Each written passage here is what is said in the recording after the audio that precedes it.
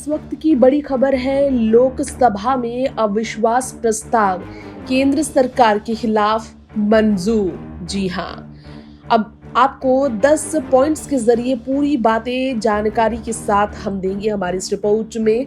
अविश्वास प्रस्ताव सिर्फ और सिर्फ लोकसभा में लाया जा सकता है।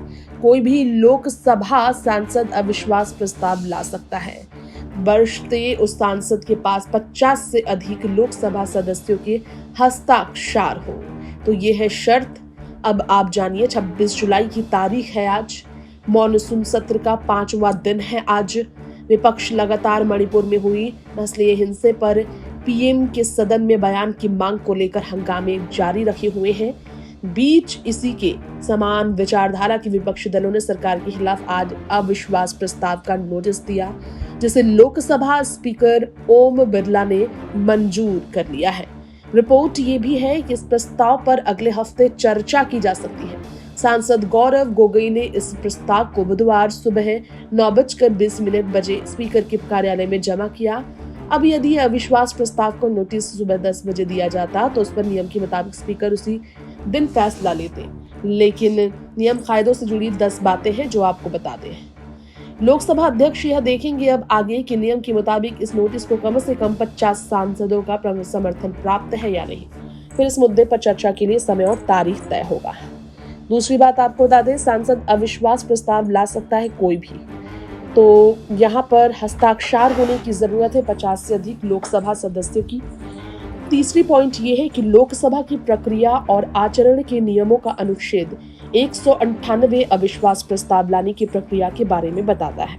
इस नियम के मुताबिक लोकसभा सदस्य को सुबह 10 बजे से पहले ऐसा प्रस्ताव लाने की लिखित सूचना देनी होगी। बाद में ही स्पीकर दिन, समय, तारीख तय करेंगे।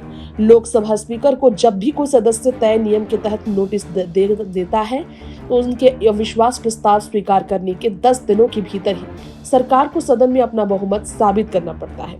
यदि सरकार अपना बहुमत नहीं साबित कर पाती तो प्रधानमंत्री समेत पूरे मंत्रिमंडल को अपने पद से इस्तीफा देना पड़ता है। जी हाँ, एक बार फिर से हम आप सबके बीच इस पॉइंट को दोहराना चाहेंगे।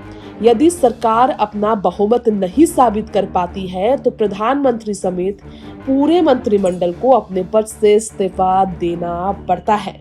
तो यहाँ पर अविश्वास प्रस्ताव मंजूरी मिलने के बाद खतरे में पीएम की कुर्सी और बीजेपी सरकार, केंद्र सरकार की आ गई है बारी। खतरे में है मंत्रिमंडल की हर एक कुर्सी। मोदी सरकार ने 9 सालों के शासन में ऐसा पहली बार नहीं जब बीजेपी सरकार के खिलाफ अविश्वास प्रस्ताव लाया हो। पहले 2018 में भी हुआ ये, लेकिन सरकार के खिलाफ अविश्वास प्रस्ताव लेकर आ रहे ये दूसरी कार्यकाल में।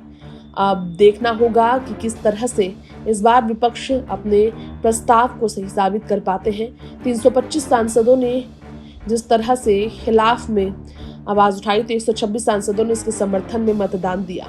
लेकिन अब सोचने वाली बात है कि मौजूदा सरकार पर बात करें तो कैसे इससे मोदी सरकार निपटेगी। देखना ये होगा कि अविश्वास प्रस्ताव एनडीए पर कितना भारी पड़ेगा या फिर विपक्षी दलों के लिए क्या नतीजा लेकर आता है।